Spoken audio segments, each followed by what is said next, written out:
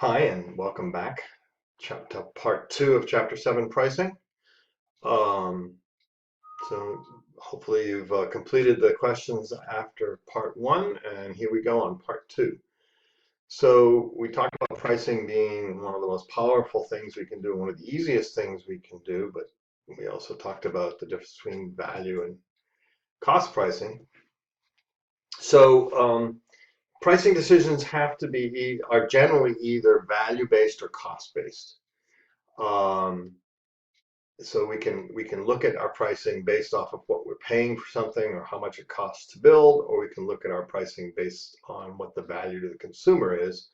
I told you that I think that value-based pricing makes a lot more sense, though it's a lot harder to do. Cost-based pricing is easy to do, um, and easy to disseminate throughout an organization, as opposed to value-based pricing, which requires more skill, perhaps.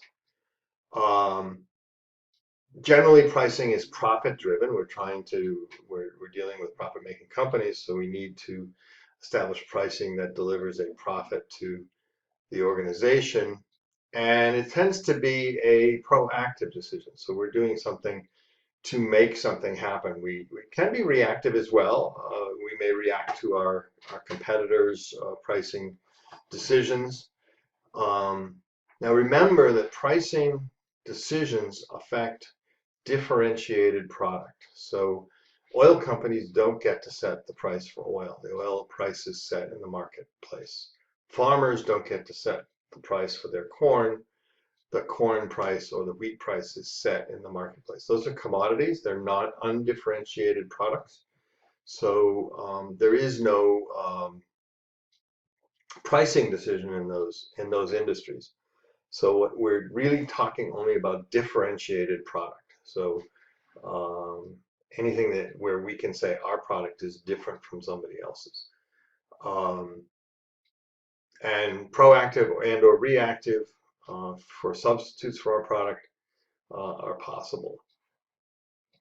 So when we're figuring out our pricing strategy, we have to look at what we're trying to achieve. What are our objectives? And then we have to look at external influences, things on the outside, which usually set the ceiling of what we can sell something for, the highest price we can sell it for, and internal influences, which tend to set the floor of what we can sell it for. So internal influences are primarily our costs and our profit goals. So those two things kind of define um, the range of prices. And what are our objectives? Well, we need to know what our corporate mission, vision, and objectives are before we go about setting a pricing strategy. And those are tough decisions. But what is it that we're trying to achieve with our pricing? Are we trying to uh, get lots of market share? Are we trying to establish a niche at the high end? What is it that we're trying to achieve with our for our organization? And pricing has to fit into that. And some organizations are chasing market share, so they may look to gain market share while sacrificing profitability. A good example of that kind of strategy is Amazon.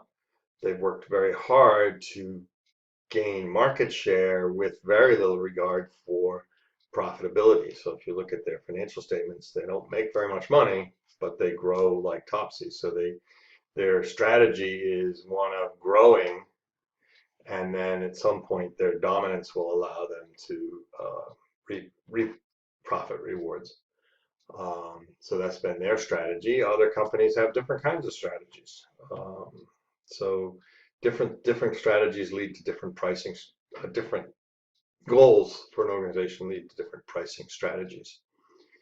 Um, so you might have these are just a few examples. You might have objectives that might be financial. They may be marketing objectives, or they might be societal objectives. And there's a few examples there on the right that you can read uh, as to the kinds of objectives that you might establish.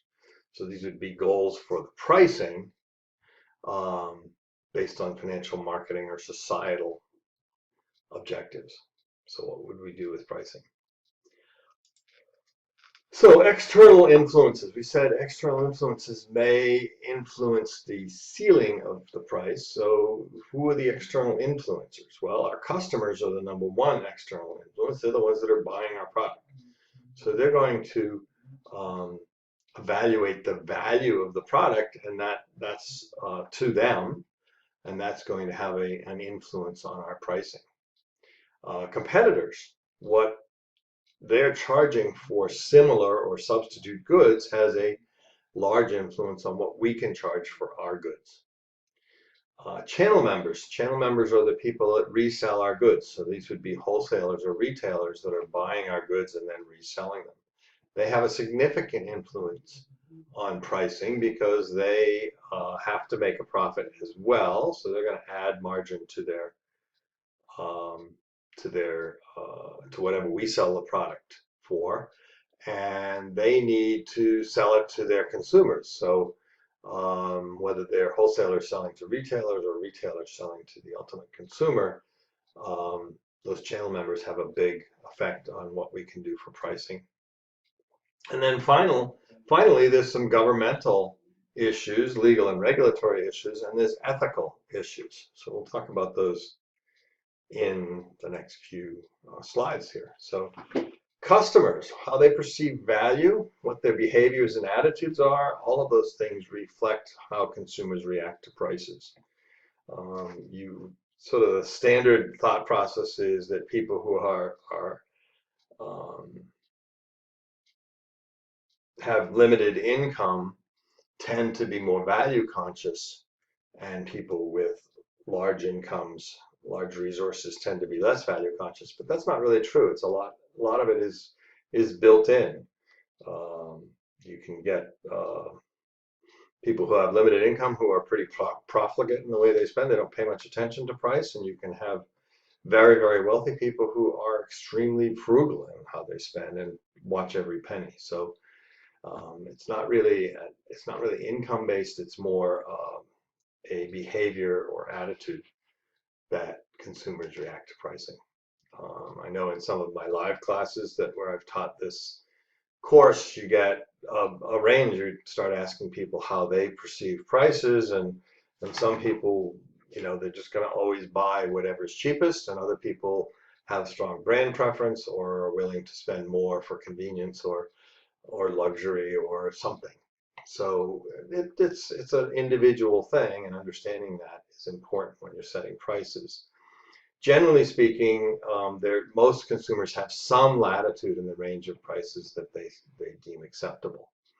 And the customers tend to set the ceiling, the highest price that you can charge. If they're not willing to spend what your price is, then they don't have to buy it, and they won't. So they tend to set the high price. In terms of B2B customers, globalization has vastly increased the range of choices globally, and the internet has made that information available to all customers. So that's really had a significant impact on the upside, the high price that you can charge to business customers. Business-to-business customers are professionally managed generally, and they're generally looking for the best value, the lowest price in many cases, and they're often willing to switch suppliers frequently. So you have to be careful if you've got a good that has lots of substitutes, and you're selling business to business. You may find that those business to business customers just move if your price gets out of line with your competitor. So it's quite an elastic market when you're selling business to business. The way to prevent those customers from switching is to build relationships and increase switching costs. And you see businesses all the time looking to increase switching costs. Make it difficult to change from supplier A, me, to supplier B, because I provide all sorts of things that are going to have to be changed. Computer companies are great at this. they make it really hard to switch operating systems and or software because the software becomes embedded in your organization, and changing becomes really, really expensive and difficult. So at that point, they have some pricing power. They can increase prices and people won't leave. And then finally, competitors have a definitely hold the ceiling on prices. You have to look at what they're doing. You have to look at what their probable costs are. You have to look at all of those things in order to determine what's going on. And you also probably want to know what your competitor strategies are. What are their pricing strategies? What are they trying to achieve with their pricing? And that will help you form your own strategy to run around them, beat them, get the business that you would like. Pricing is very visible in many industries, and that puts downward pressure on profits. If you think of the airline industry, I've used that as an example before. If I'm flying from Boston to Cincinnati, and I'm the only direct flight from Boston to Cincinnati, I have some pricing power. No one's going to compete with me directly. If you want to get to Cincinnati, you either fly me nonstop, or you fly some other airline and have to change planes, which is certainly not as attractive. So that's fine. I can control my pricing to a certain extent. I still have, there are the substitutes, but if I'm a little bit more expensive, it's okay. But as soon as there's a second option in my marketplace, I have total visibility to the consumer. The pricing is totally visible, and my prices are probably going to be affected dramatically by this second competitor who's flying nonstop from Boston to Cincinnati. So that's a important thing. The next slide, I'm not going to go through the whole thing, but just explain it to you. The left-hand side shows the options that you might have if your competitors lower price. So there's 8 options there. So I have lots of options. My competitors just lowered price for similar products. Do I match the price? Do I beat the price? Do I change models? All of these things.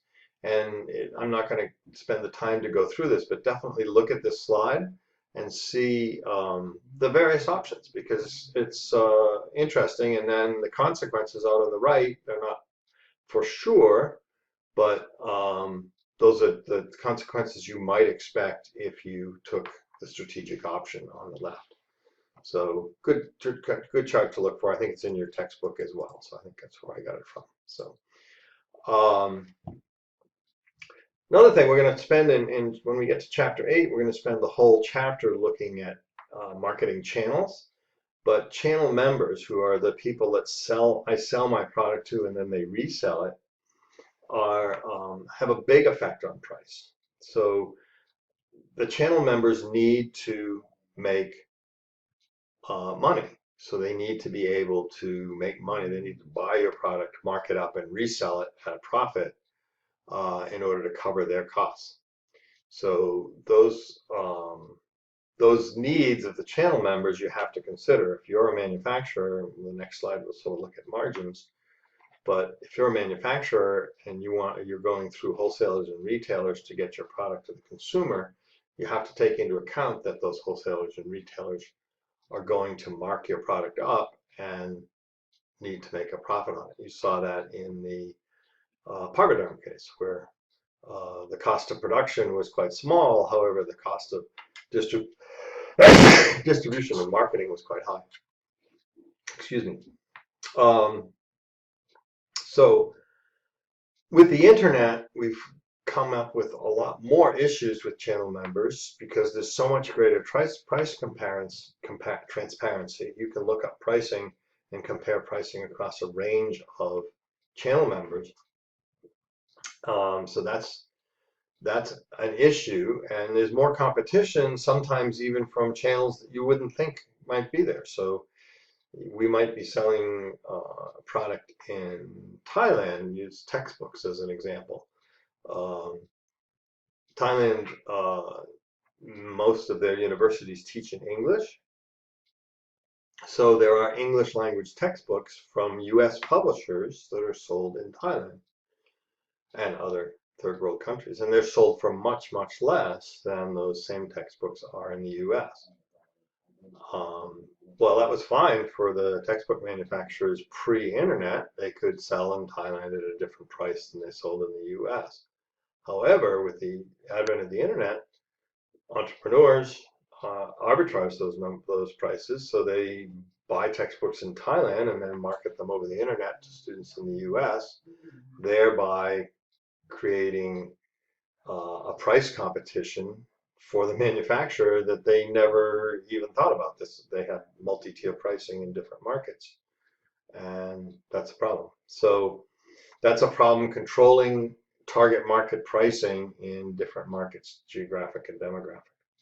A lot of times we think we can have different prices for different markets, but the internet is making that much harder to do. So when you're setting price, a lot of times when I talk to students, I say, well, you know, this product might cost $1 to manufacture, but it sells at retail for $5. Where does that other $4 go? It's so cheap to manufacture. We look at, you know, clothing, or you look at various kinds of consumer goods, and you know they don't cost very much to make, and yet they sell for a lot. What happens? Where's all that money going? Well, most of the value added in products, despite what we hear politically, that manufacturing is the be all and the end all. Most of the value added in products is not in the manufacturing process. It's in the distribution process. You guys are logistics students. Distribution is where much of the value is added to products. In fact, far more than at the manufacturing end.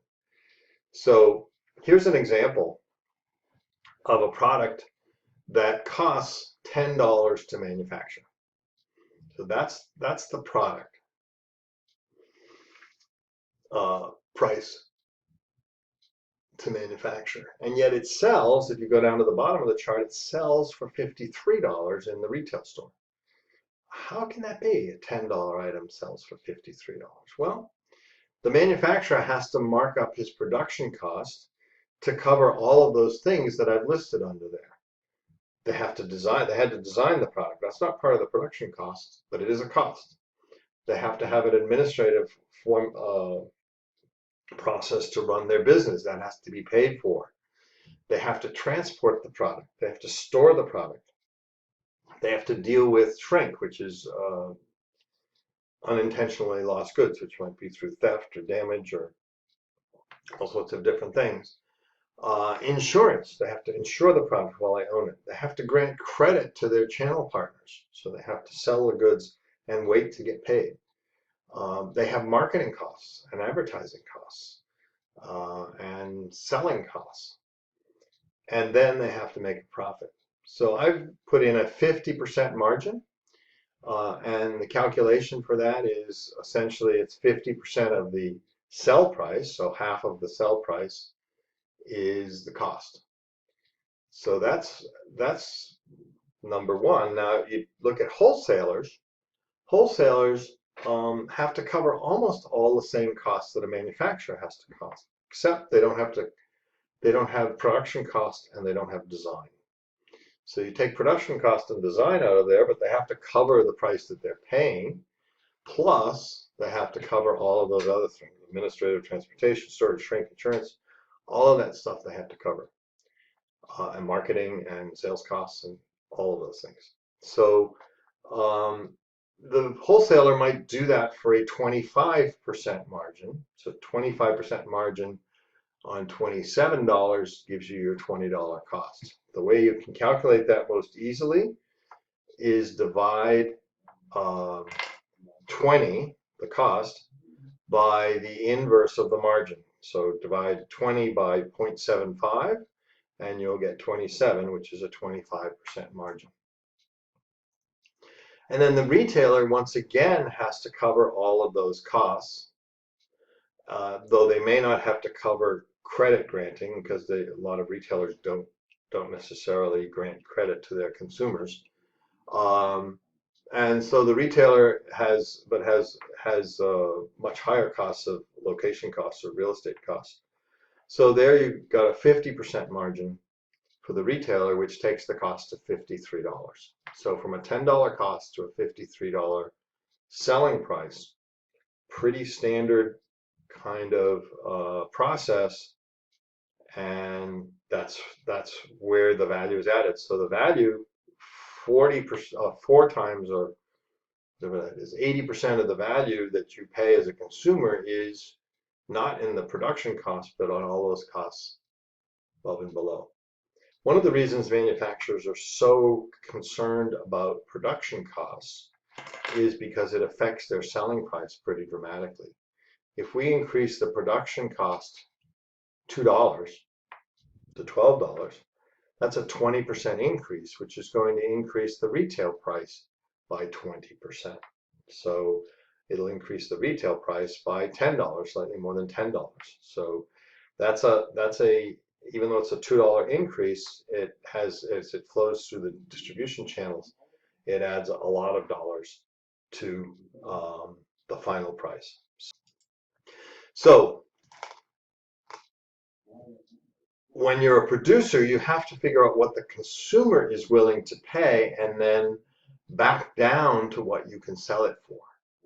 So if we're doing value pricing, let's say the consumer in this example here, the consumer is willing to pay $50 for this product. Well, if the consumer is only willing to pay $50, I can't sell it for $20, because by the time it gets to the consumer, it's going to be $53. So I have to sell it for less, $19 and whatever it is, $19.20 or something like that. So I'm going to have to adjust my selling price so that it gets to the consumer at a price that the consumer is willing to pay, because the consumer is the one that calls the shots here. So you have to take into account those channel margins to arrive at your sell price. So you have to kind of back into your pricing in a sense.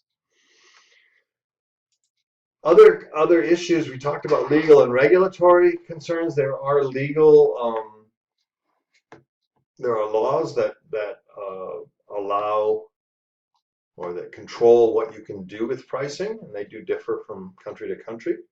So you're certainly not allowed to collude with your competitors, and you'll see law cases or prosecutions every once in a while for collusion, where companies with similar products get together and collude on price. So they all agree that they won't bid on certain projects and let their competitors bid, or they all agree that they won't go into a different territory, or they agree that they won't charge less than a certain price.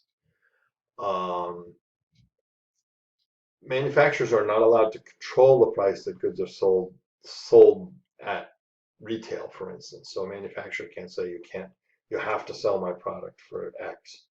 There are some things they can do to control that, but they have to be very careful legally what they do in controlling their channel pricing. Can't discriminate on price, and this is kind of an interesting thing because price discrimination does happen all the time. You would think that Walmart probably pays less for Tide soap than the local convenience store pays for Tide soap, and indeed they do pay less. And that would seem to be price discrimination. Well, how can Procter & Gamble sell Tide at a different price to Walmart than they can to the local convenience store? Well, they can do it because they are careful to not break the law doing so. So they set quantity discounts, and since Walmart buys so much, they can take advantage of a quantity discount. If anybody else wants to buy as much as Walmart does, then they legally should be able to get the same price that Walmart does. So that's kind of, you got to be careful about price discrimination. Predatory pricing is something we'll talk about when we talk about ethical pricing. Predatory pricing is illegal in some places and not in others. That means charging a lot in a case where a product is in short supply. And setting maximum prices is sometimes set by law. So I know in Massachusetts there's a minimum price for alcohol. You can't, liquor stores can't put alcohol on sale below a certain price by law. And those are some of the old blue laws because the legislature thought it would, if alcohol was too cheap, that people would drink too much. So they have laws in Massachusetts that you can't sell things below a certain price. And there are also maximum price laws in various markets for certain things. So those are all legal or regulatory concerns. And then finally, ethical. Think about this. Is it ethical to raise prices during an emergency if a product is scarce? Should a company like a drug company set a very high price for some product that is indispensable, knowing that some customers will be unable to pay that price? So it's a life-saving drug. Can I set a price that's very, very high that will mean that some people won't be able to afford it? And then finally, how far in advance should customers be notified? These are issues that can be debated back and forth. For instance, the first one, if I don't allow prices to be raised in an emergency, then will the goods flow to that emergency area, or do we need some pricing incentive to get people to move goods from somewhere else to that emergency area? Some incentive to do that. And if prices aren't higher, then why would there be an incentive to move goods there? So we don't have time to go into that deeply here, but that's definitely an interesting thing to look at. So that's predatory pricing. Can I do predatory pricing during an emergency? Then the drug company thing is another question. Should if it costs a lot to develop a drug, should I be able to recover my costs or not? Certainly an ongoing debate there. And as to price changes, do I have to give people time before I raise prices? So all of those are ethical issues and important ones, and there are some laws about those things, but mostly these are ethical issues that have to be resolved at the company level. So that sort of wraps up part 2 of pricing, and there'll be a part 3 upcoming. Please do the questions after this part before proceeding to part 3. Thank you.